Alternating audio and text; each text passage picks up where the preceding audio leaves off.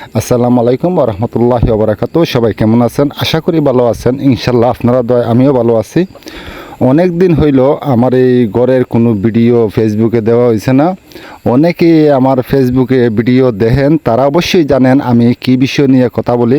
আমি কিন্তু একজন রাজমিস্ত্রি বিষয় নিয়ে কথা বলি, রাজমিস্ত্রি টাইস মিস্ত্রি, অনেকেই জানেন। তারপরও আমি বলতে চাই, আজকে যে ভিডিও নিয়ে কথা বলবো এটি অবশ্যই সবাই বুঝে লেছেন কী বিষয় নিয়ে কথা বলবো। কারণ ভিডিওর মাঝে যে জিনিস দেখতেছেন এটা কিন্তু সবাই চিনেন। এটা হচ্ছে একটা সিলিং বোর্ড আমি আমার ঘরের মাঝে লাগাইতেছি। আপনারা দেখতেছেন টিনের চালের মাঝে নিচে দিয়ে সিলিং বোর্ড লাগাইতেছি, যে টিনের যে গরমটা আছে গরমটা যেমন না লাগে আর যেমন একটু সৌন্দর্য বাড়ায়। আপনারা দেখতেছেন মিস্ত্রি কাজ করছে, এইদিকে কাজ পরিমাণ শেষ হয়েছে। আজকে 4 দিন ধরে কাম করতেছে আমার ঘরের ভিতরে।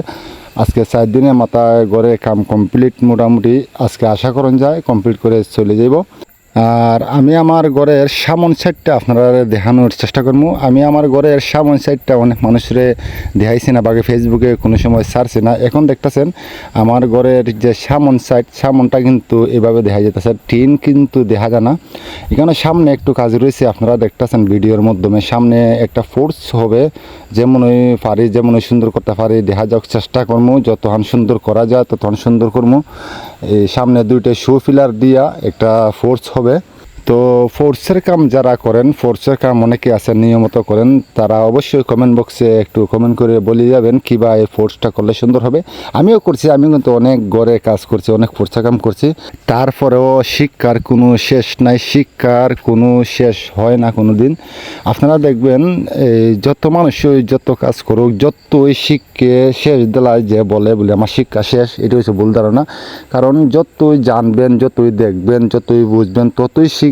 শিক্ষার কোনো দিন শেষ হয় না।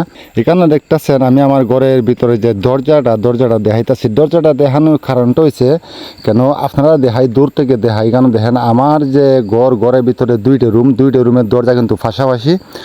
2টা রুমের লগে কিন্তু আবার একটা বাথরুমের দরজা আছে আর একটা ফায়ার রুমের দরজা আছে। এই সাইডে যেটা এটি হচ্ছে ফায়ার রুমের দরজা, এই কাঠ কালারে দেখা যায়। এটাই যে কাঠের যে ডিজাইন, এই যে প্লাস্টিকের যে ডিজাইন, একই ডিজাইন দেখা যায় কাঠের ডিজাইন। আর এটি হচ্ছে বাথরুমের দরজা। আপনারা দেখতেছেন বাথরুমের দরজা আর আমার মেন দরজা যে ডিজাইনটা আছে, ডিজাইনটা একই সিস্টেম, কালারটাও একই সিস্টেম।